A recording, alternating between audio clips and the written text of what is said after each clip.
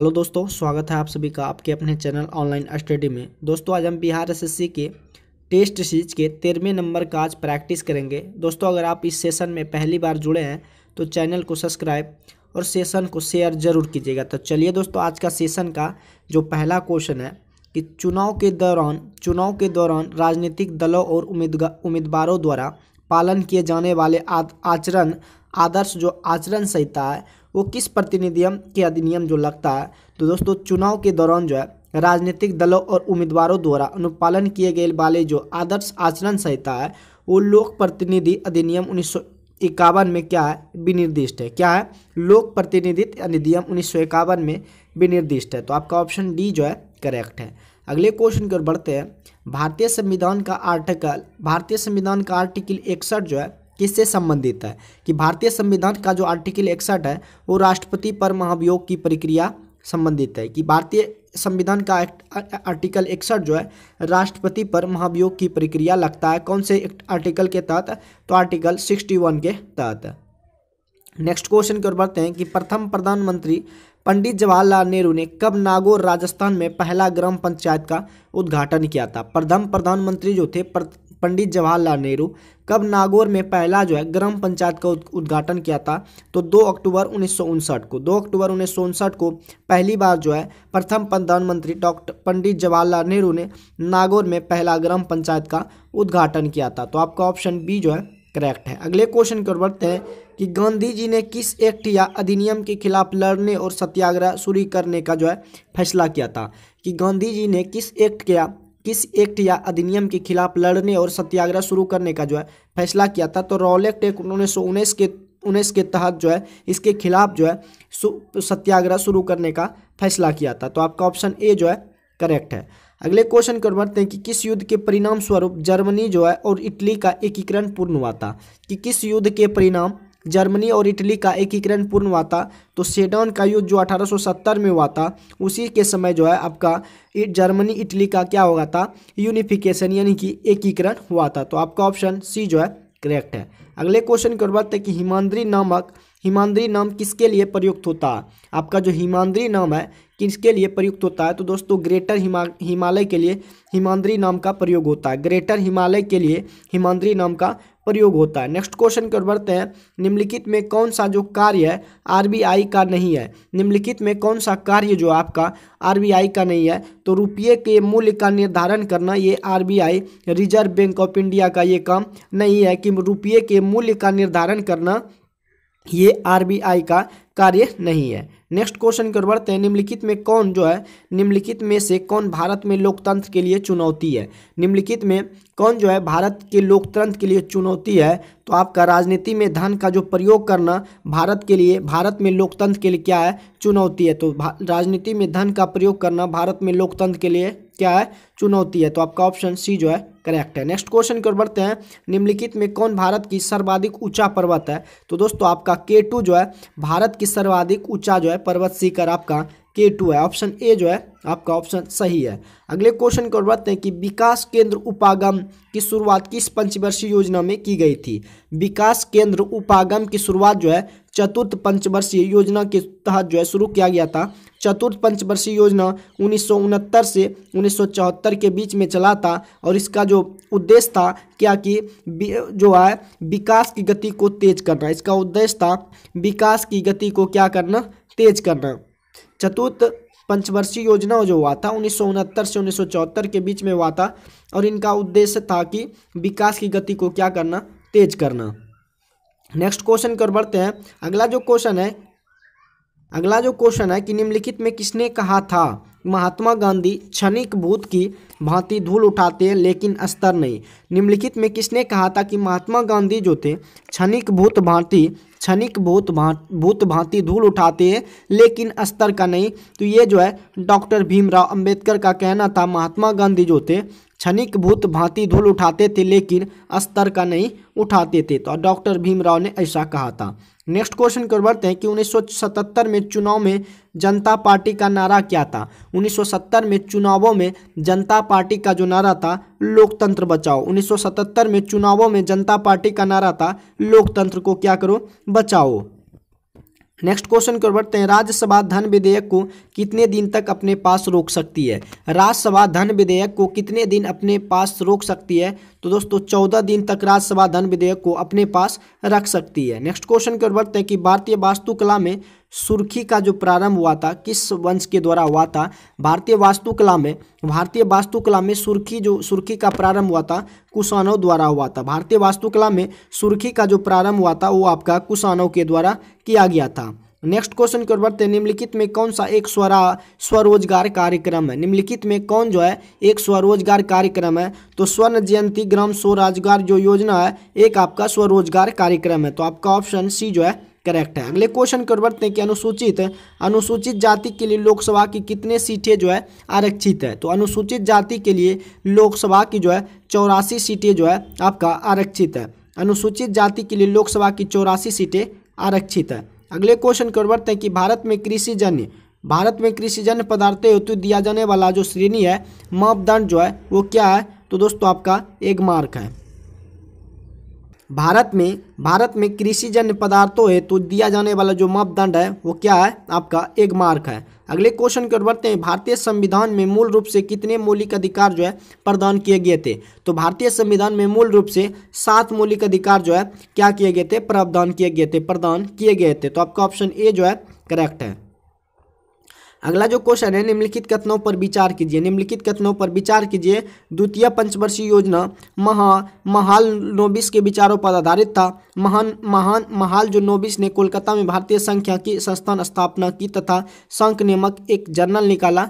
तो दोस्तों आपका जो इसमें दोनों ऑप्शन जो है बिल्कुल गलत है। तो दोस्तों कौन सा कथन सत्य है? तो दोस्तों आपका द्वितीय पंचवर्षीय योजना के तहत महालनोबिस ने विचारों पर आधारित किया था और महालनोबिस ने कोलकाता में भारतीय सांख्यिकी संस्थान स्थापना की तथा सांख्य नामक एक जर्नल निकाला था। तो जबकि ये आपका असत्य है। तो आपका ऑप्शन ना तो एक है और ना ही दो है, यानी कि आपका ऑप्शन ना ही एक असत्य है ना ही दो असत्य है। तो ये द्वितीय पंचवर्षीय योजना के दौरान जो है महालनोबिस के विचारों पर आधारित था और महालनोबिस ने कोलकाता में भारतीय सांख्यिकी संस्थान स्थापना की तथा सांख्य नामक क्या किया? एक जर्नल निकाला था। अब तो आपका ऑप्शन डी जो है करेक्ट है। अगले क्वेश्चन की ओर बढ़ते हैं कि सूचना का अधिकार एक कानून है। सूचना का अधिकार आपका एक कानून है जो लोगों की अनुमति क्या करता है? प्रदान करता है। सूचना का अधिकार एक कानून है जो लोगों की अनुमति प्रदान करता है। तो क्या करता है? सरकार क्या कह रही है? सूचना का अधिकार एक कानून है जो लोगों की अनुमति प्रदान करता है कि सरकार क्या कर रही है। तो आपका ऑप्शन सी जो है करेक्ट है। अगला जो क्वेश्चन है कि बिहार के इतिहासकार पर प्रथम ग्रंथ के जो रचनाकार है कि बिहार के इतिहास पर प्रथम ग्रंथ के जो रचनाकार थे अली मोहम्मद शाह अजीमाबादी थे। कौन थे? बिहार के इतिहास पर प्रथम ग्रंथ के जो रचनाकार थे अली मोहम्मद अजीमाबादी थे।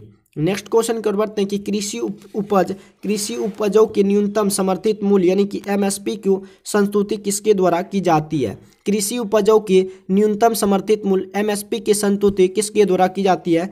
तो सीएचसीपी द्वारा की जाती है। कृषि उपजों के न्यूनतम समर्थित मूल्य एमएसपी जो होता है वो सीएचसीपी द्वारा निर्धारित किया जाता है। तो आपका ऑप्शन ए जो है सीएचसीपी से द्वारा निर्धारित किया जाता है।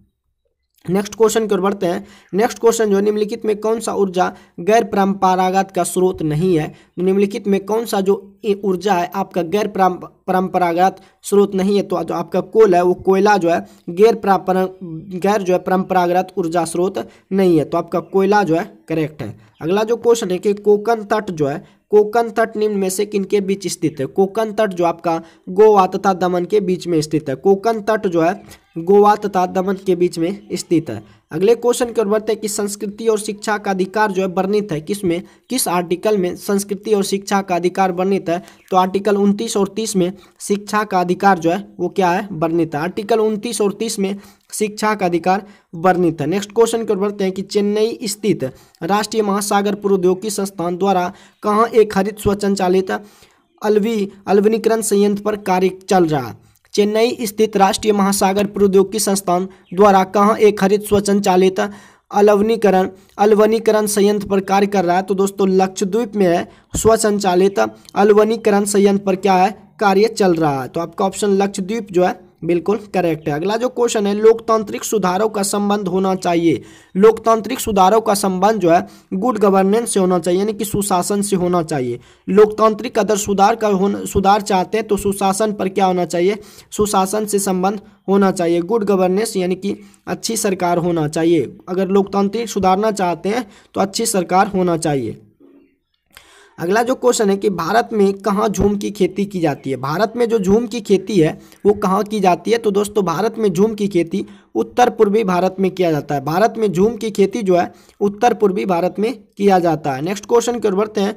निम्नलिखित में कौन सा हिंदुस्तान फर्टिलाइजर्स कॉरपोरेशन लिमिटेड के अधीन नहीं है। निम्नलिखित में कौन सा हिंदुस्तान फर्टिलाइजर्स कॉरपोरेशन लिमिटेड के अधीन नहीं है, तो आपका जो कामरूप है वो हिंदुस्तान फर्टिलाइजर्स कॉरपोरेशन लिमिटेड के अंतर्गत नहीं आते हैं। अगले क्वेश्चन की ओर बढ़ते हैं। एशियाई जो विश्व कप है वो आयोजन स्थल कहाँ पे खेला गया था। निम्नलिखित में आपका जो क्वेश्चन है, निम्नलिखित खेलों में विमेलित विकल्प को चुने। तो दोस्तों एशियाई खेल 2026 में जो होगा वो भारत में नहीं होगा, जबकि विश्व मुक्केबाजी चैंपियनशिप 2023 में भारत में हुआ था। विश्व मुक्केबाजी चैंपियनशिप पुरुष में सर्बिया जो बेलग्रेड में है। एशियाई खेल 2023 में हवांगजू जो हुआ था वो आपका चीन में हुआ था, लेकिन एशियाई खेल 2023 जो है भारत में भारत की मेजबानी नहीं करेगा। तो आपका ऑप्शन एशियाई खेल जो है डी जो है आपका करेक्ट आंसर है। अगले क्वेश्चन को बढ़ते हैं। निम्नलिखित में कौन सरकार के तीसरे अंक के रूप में माना जाता है।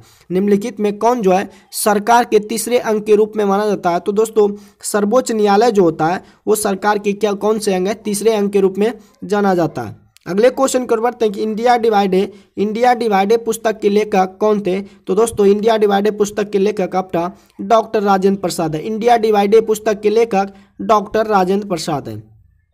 अगले क्वेश्चन की ओर बढ़ती हैं।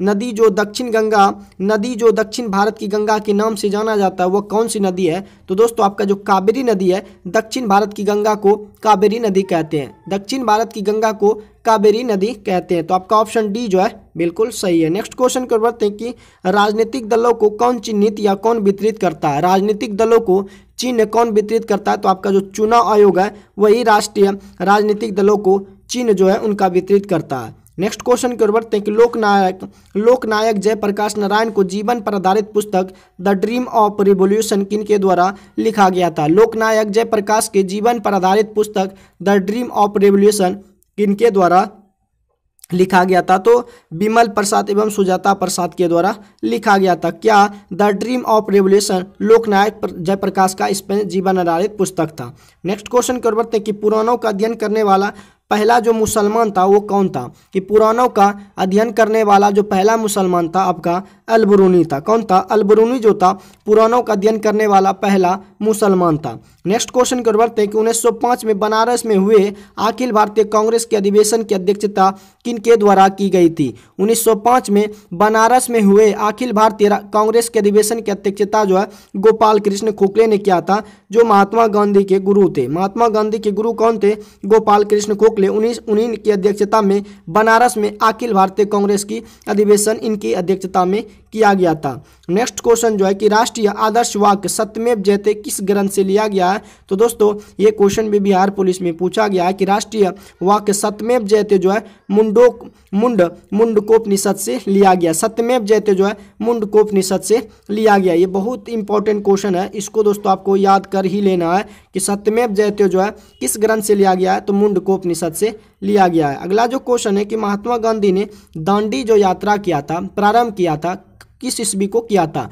कि महात्मा गांधी ने दांडी यात्रा जो किया था 12 मार्च 1930 को स्टार्ट किया था। महात्मा गांधी ने दांडी यात्रा जो प्रारंभ किया था 12 मार्च 1930 ईस्वी को। नेक्स्ट क्वेश्चन कर बढ़ते हैं। आपका जो शैलकृत मंदिर है, शैलकृत मंदिर आपका कैलाश मंदिर, एलोरा मंदिर है। शैलकृत जो मंदिर है कैलाश मंदिर, और जो कि कहाँ पे है, शैलकृत मंदिर को कैलाश मंदिर के नाम से जाना जाता है, जो आपका एलोरा में है। नेक्स्ट क्वेश्चन की ओर बढ़ते हैं कि भारत में राष्ट्रीय पर्यावरण इंजीनियरिंग शोध संस्थान आपका स्थापित है कहाँ पे। तो भारत में राष्ट्रीय पर्यावरण इंजीनियरिंग शोध संस्थान जो है आपका नागपुर में है। कहाँ पे है? नागपुर में है। इंजीनियरिंग शोध संस्थान जो है आपका नागपुर में है। अगला जो क्वेश्चन है कि भूमि के ऊपरी भाग में गहराई बढ़ने के साथ साथ तापमान में क्रमिक वृद्धि की लगभग जो है डैश की वृद्धि प्रति किलोमीटर होती है। कि भूमि के ऊपरी भाग में गहराई बढ़ने के साथ साथ तापमान में क्रमिक वृद्धि की दर जो होता है 35 डिग्री सेल्सियस प्रति किलोमीटर हमेशा क्या होती है, बढ़ती है। तो आपका ऑप्शन बी जो है बिल्कुल सही है। अगला जो क्वेश्चन है कि बिहार राज्य में शहरीकरण की दर जो है कितनी है, तो बिहार राज्य में शहरीकरण की दर जो है 11.29% है। बिहार राज्य में शहरीकरण की जो दर है वो 11.29% है। अगले क्वेश्चन की ओर बढ़ते हैं कि सितंबर 2023 तक भारत में कुल कितने विश्व विरासत स्थल को यूनेस्को द्वारा सूची में शामिल किया गया है। सितंबर 2023 तक भारत में कुल कितने विश्व विरासत स्थल को यूनेस्को द्वारा सूची में शामिल किया गया है, तो 42 विरासत स्थल को जो दोस्तों यूनेस्को द्वारा सूची में क्या किया गया है, शामिल किया गया है। नेक्स्ट क्वेश्चन की ओर बढ़ते हैं कि वर्तमान में कितने राष्ट्रीय दल का दर्जा प्राप्त पार्टियां हैं। भारत में वर्तमान में कितने राष्ट्रीय दल का दर्जा प्राप्त पार्टियां हैं, तो 6 दोस्तों वर्तमान में राष्ट्रीय दल का जो प्राप्त पार्टियां हैं वो आपका 6 है। अगले क्वेश्चन की ओर बढ़ते हैं। निम्नलिखित देशों की राजधानी का विमेलित शब्द यानी कि विकल्प को चुनिए। तो दोस्तों ऑस्ट्रेलिया की राजधानी है आपका सिडनी नहीं है, ऑस्ट्रेलिया की राजधानी आपका कैनबरा है। ऑस्ट्रेलिया की राजधानी कहाँ है, कैनबरा है। ऑस्ट्रेलिया की राजधानी कहाँ है, कैनबरा। तो यही दोस्तों आपका विमेलित जो है विकल्प है, तो आपका ऑप्शन ए ही है, बिल्कुल सही है। अगला जो क्वेश्चन है कि हाल ही में मुंबई में जलवायु परिवर्तन से निपटने के लिए एक विशेष पद्धति वाला मियावाकी वृक्षारोपण पद्धति को अपनाया गया है। यह मियावाकी वृक्षारोपण पद्धति का तकनीक जो है किस देश से संबंधित है। कि हाल ही में मुंबई में जलवायु परिवर्तन से निपटने के लिए एक विशेष पद्धति वाला मियावाकी वृक्षारोपण पद्धति को अपनाया गया है। यह मियावाकी जो वृक्षारोपण पद्धति का तकनीक जो है किस देश से संबंधित है, तो दोस्तों ये जो है जापान देश से संबंधित है। नेक्स्ट क्वेश्चन की ओर बढ़ते हैं कि प्रसिद्ध तवांग मठ जो है निम्नलिखित में किस राज्य में स्थित है। प्रसिद्ध आपका तवांग मठ जो है वो आपका अरुणाचल राज्य में स्थित है। तवांग मठ जो है अरुणाचल प्रदेश में स्थित है। नेक्स्ट क्वेश्चन की ओर बढ़ते हैं कि 1591 में अकबर के प्रसिद्ध सेनाध्यक्ष राजा मान सिंह ने निम्नलिखित में किस जनजाति को हराया था। 1591 में अकबर के प्रसिद्ध सेनाध्यक्ष राजा मान सिंह ने निम्नलिखित में से किस जनजाति को हराया था, तो चेरो जनजाति को हराया था। तो आपका ऑप्शन सी जो है करेक्ट है। अगला जो क्वेश्चन है कि समपराय मैदान संबंधित है, तो समपराय यानी कि पेन प्लेन मैदान संबंधित है। दोस्तों पेन प्लेन जो मैदान है वो आपका नदी से संबंधित है। किससे है, समपराय मैदान जो संबंधित है वो आपका नदी से संबंधित है। कि गतिशील, अगला जो क्वेश्चन है कि गतिशील वैद्युत आवेश पैदा करता है। गतिशील वैद्युत आवेश पैदा जो करता है चुंबकीय क्षेत्र में पैदा करता है। गतिशील वैद्युत आवेश पैदा करता है चुंबकीय क्षेत्र में पैदा करता है।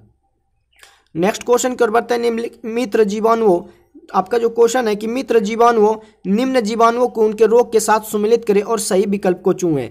तो जो दोस्तों आपका ट्रिपोनोमिया प्लेडियम जो होता है, ट्रिपोनिमा प्लेडियम जो होता है सिल्फिस के कारण होता है। किसके कारण होता है, आपका जो ट्रिपोनिमा प्लेडियम होता है सिल्फिस के कारण होता है। और यार्सनिया पोस्टिस जो होता है प्लेग के कारण होता है। किसके कारण, यार्सनिया पोस्टिन जो है किस जीवाणु के कारण होता है, तो प्लेग के कारण होता है। बेसिलस एंथ्रोसिस जो है एंथ्रेक्स के कारण होता है, जबकि विब्रियो कोलेरी जो है कोलरा के कारण होता है। विब्रियो कोलेरी जो होता है कोलरा के कारण होता है। तो दोस्तों फिर से एक बार रिकॉल करते हैं। ट्रिपोनिमा जो प्लेडियम होता है, ट्रिपोनिमा प्लेडियम जो होता है सिल्फिस जीवाणु के कारण होता है। यार्सनिया पेस्टिस जो होता है फ्लेग के कारण होता है। और बेसिलस एंथ्रेसिस जो है एंथ्रेक्स के कारण, एंथ्रेक्स जीवाणु के कारण होता है। और ब्रिबियो कोलरी जो है कोलरा के कारण होता है। नेक्स्ट क्वेश्चन की ओर बढ़ते हैं। अगला जो क्वेश्चन है कि परावर्तित प्रकाश में जो ऊर्जा होता है आपतन कोण पर वो निर्भर नहीं करता है। परावर्तित प्रकाश में जो ऊर्जा होता है वो आपतन कोण पर निर्भर नहीं करता है। नेक्स्ट क्वेश्चन की ओर बढ़ते हैं। नेक्स्ट क्वेश्चन जो है कि पादपों में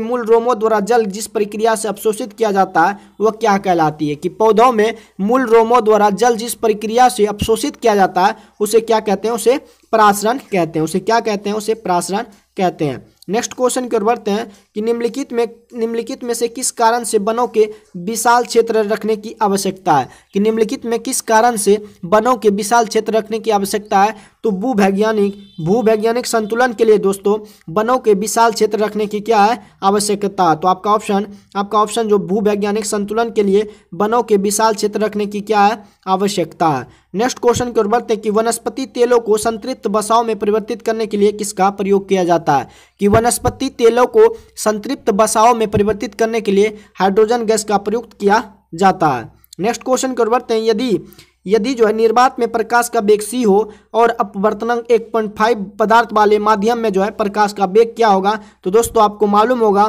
कि म्यू बराबर होता है c/b। तो दोस्तों म्यू बराबर c/b, यानी कि आपका जो प्रकाश का निर्वात में वेग होगा c, जिसे हम 3 × 10⁸ प्रकाश की जो चाल निर्वात में होती है वो कितना 3 × 10⁸ मीटर पर सेकेंड, 3 × 8 मीटर पर सेकेंड। उसके बाद भी जो होगा ये आपका माध्यम में प्रकाश का माध्यम में वेग। तो दोस्तों म्यू बराबर आपका दिया हुआ है, तो म्यू बराबर दिया हुआ है c/b, तो हम इसको दोस्तों u जो है u का मान 1.5 दिया हुआ है इंटू v बराबर आपका c हो जाएगा। तो इसका जो माध्यम में वेग पूछ रहा है तो v बराबर जो हो जाएगा पॉइंट उड़ाएंगे तो 10, तो 5 से कटाएंगे 5 तिहाई 15, 5 दूनी 10, 2 बटे जो है 3 c हो जाएगा। c को हम क्या प्रकाश का निर्वात में वेग, तो आपका ऑप्शन डी जो है c जो है सॉरी दोस्तों b जो है 2/3 आपका c हो जाएगा। आपका ऑप्शन बी जो है करेक्ट है। अगला जो क्वेश्चन है कि ब्लीचिंग पाउडर का रासायनिक नाम क्या है, तो ब्लीचिंग पाउडर का जो रासायनिक नाम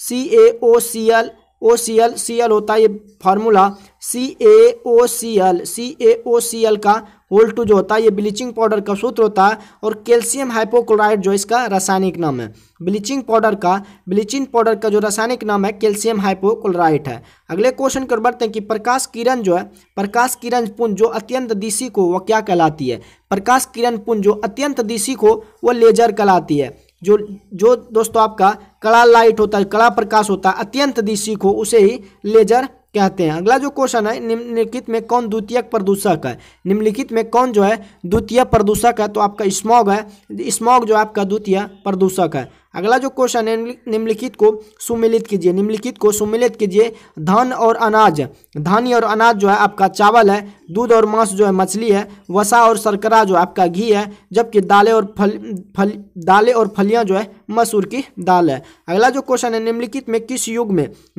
से किस युग में खुला परिसंचरण तंत्र पाया जाता है, तो कॉकरोच तथा सिल्वर फिश में खुला परिसंचरण तंत्र पाया जाता है। कॉकरोच तथा सिल्वर फिश में क्या खुला परिसंचरण तंत्र पाया जाता है। आपका जो क्रॉस लिक्विड है पॉलीमर का क्या उदाहरण है, तो क्रॉस लिक्विड पॉलीमर का उदाहरण बेकेलाइट है। क्या है, बेकेलाइट जो है बेकेलाइट जो आपका है क्रॉस लिक्विड पॉलीमर का उदाहरण है। बेकेलाइट जो है क्रॉस लिक्विड पॉलीमर का उदाहरण है। अगले क्वेश्चन की ओर बढ़ते हैं। अगला जो क्वेश्चन है किसी विलगित परमाणु के नाभिक में किसी विलगित परमाणु के केंद्र और बाह्यतम कोश के बीच की दूरी को क्या कहते हैं। किसी विलगित परमाणु के नाभिक के केंद्र और बाह्यतम कोश के बीच की दूरी को परमाणु का आकार कहते हैं। क्या कहते हैं, किसी विलगित परमाणु के नाभिक के केंद्र और बाह्यतम कोश के जो बीच की दूरी को परमाणु का आकार कहते हैं। नेक्स्ट क्वेश्चन कर बढ़ते हैं कि ग्रहों के जो गति है नियम किसने दिए थे। ग्रहों की गति का नियम प्रतिपादित जो किए थे वो केपलर द्वारा प्रतिपादित किया गया था। अगले क्वेश्चन कर बढ़ते हैं कि कुष्ठ रोग जो उत्पन्न होता है किसके द्वारा। आपका जो कुष्ठ रोग होता है दोस्तों जीवाणु के द्वारा उत्पन्न होता है। कुष्ठ रोग जो है जीवाणु के द्वारा उत्पन्न होता है। अगले क्वेश्चन कर बढ़ते हैं कि अम्ल वर्षा के लिए उत्तरदायी जो गैसीय प्रदूषक है वो कौन है। अम्ल वर्षा के लिए उत्तरदायी जो गैसीय प्रदूषक है SO2 यानी कि सल्फर डाइऑक्साइड जो है अम्ल वर्षा के लिए उत्तरदायी गैसीय प्रदूषक है। नेक्स्ट क्वेश्चन कर बढ़ते हैं कि जीन द्वारा क्या नियंत्रित होता है, तो दोस्तों जीन द्वारा आनुवांशिकता न की प्रोटीन संश्लेषण। जीन द्वारा जो नियंत्रित होता है आनुवांशिकता न की प्रोटीन संश्लेषण। जीन द्वारा जो नियंत्रित होता है वो क्या, आनुवांशिकता। अगले क्वेश्चन कर बढ़ते हैं कि निम्नलिखित में कौन सी गैस जो है वायुमंडलीय प्रदूषक है, तो दोस्तों आपका जो सल्फर डाइऑक्साइड जो है वो क्या है वायुमंडलीय प्रदूषक है। तो आपका ऑप्शन सी जो है करेक्ट है। अगला जो क्वेश्चन है कि हड्डियों में जमा मुख्यतः खनिज तत्व मेजर मिनरल एलिमेंट जो होता है किसके कारण होता है। हड्डियों में जमा मुख्य खनिज जो है मेजर मिनरल एलिमेंट होता है वो कैल्शियम के कारण होता है। हड्डियों में जो जमा मुख्य खनिज तत्व होता है वो क्या होता है, कैल्शियम होता है। नेक्स्ट क्वेश्चन की ओर बढ़ते हैं। निम्नलिखित में किस नियम के अनुसार विद्युत द्वारा उत्पन्न ऊष्मा चालक के प्रतिरोध धारा के वर्ग तथा इसके प्रवाहित होने पर समय के समानुपाती होता है। तो जूल का नियम कहता है कि विद्युत द्वारा उत्पन्न ऊष्मा चालक के प्रतिरोध धारा के वर्ग और इसके प्रवाहित होने धारा के क्या होते हैं, समानुपाती होते हैं। ये जूल का नियम कहता है। तो आपका ऑप्शन ए जो है सही है। नेक्स्ट क्वेश्चन की ओर बढ़ते हैं कि एगार प्राप्त किया जाता है। एगार जो है वो किसके द्वारा प्राप्त किया जाता है। तो दोस्तों एगार जो है शैवाल के द्वारा प्राप्त किया जाता है। नेक्स्ट क्वेश्चन की ओर बढ़ते हैं। अगला जो क्वेश्चन है कि नीचे दिए गए 4 सेकंड में चली गई आपको दूरी क्या है। नीचे दिए ग्राफ में 4 सेकंड में चली गई दूरी क्या है। तो दोस्तों यहाँ पे आपको 4 सेकंड दिख रहा है और 4 सेकंड में 8 मीटर दूरी आर्ग जो है 8 वर्ग मीटर दूरी तय किया हुआ है। तो यहाँ से दोस्तों आपको एक ग्राफ ड्रॉ करना है और इसमें ग्राफ का जो है इसका क्या निकालना है, दूरी निकालना है। तो दोस्तों इसमें ग्राफ जो है त्रिभुजाकार हो गया। तो 1/2 इंटू आधार गुना ऊंचाई, आधार गुना ऊंचाई। तो दोस्तों आपका आधार दिया हुआ है 1/2 इंटू आधार आपका 4 दिया हुआ है, जबकि ऊंचाई दोस्तों आपका 8 दिया हुआ है। तो 2 2 जा 4 और 2 8 जा 16। तो आपका जो 16 मीटर है वो 4 सेकंड में चली गई दूरी है। कितना, 16 मीटर जो है 4 सेकंड में चली गई दूरी है। नेक्स्ट क्वेश्चन की ओर बढ़ते हैं।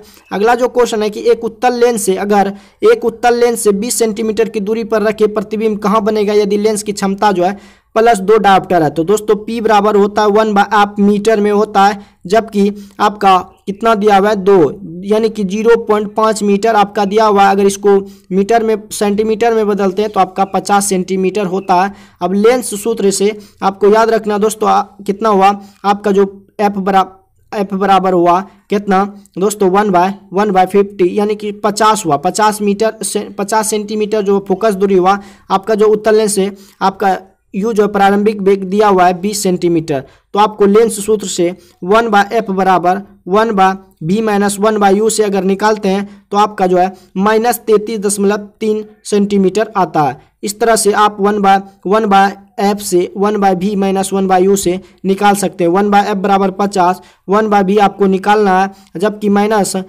जो है -20 दिया हुआ है। तो इधर 1/50 इधर माइनस प्लस फिर माइनस आएगा 1/20 बराबर जो हो जाएगा आपका कितना 1/B। तो इसको अब गुना करेंगे तो 100/3 आएगा, जिसको हम पॉइंट में करेंगे तो 100 से अगर 3 में भागा देंगे तो 33 माइनस में आपका ऑप्शन जो है सी है यही आएगा। अगले क्वेश्चन कर बढ़ते हैं कि माइटोकॉन्ड्रिया का मुख्य कार्य जो है क्या होता है। माइटोकॉन्ड्रिया का जो मुख्य कार्य होता है वो क्या करता है, रेस्पिरेशन करता है। माइटोकॉन्ड्रिया का मुख्य कार्य कोशिका में क्या होता है, रेस्पिरेशन करता है। तो दोस्तों आपका ऑप्शन डी जो है बिल्कुल करेक्ट है। तो दोस्तों बिहार एसएससी के ये जो 13वां नंबर का प्रैक्टिस सेट था जिसमें कि जीके जीएस का जितना भी क्वेश्चन था दोस्तों मैंने उस सारे क्वेश्चन को कवर करा दिया हूँ। दोस्तों अगर ये सेशन आपको हेल्पफुल लगा हो तो वीडियो को लाइक शेयर जरूर कीजिएगा और सेशन को शेयर भी जरूर कीजिएगा। मिलते हैं नेक्स्ट वीडियो में। आज के लिए बस इतना ही। जय हिंद।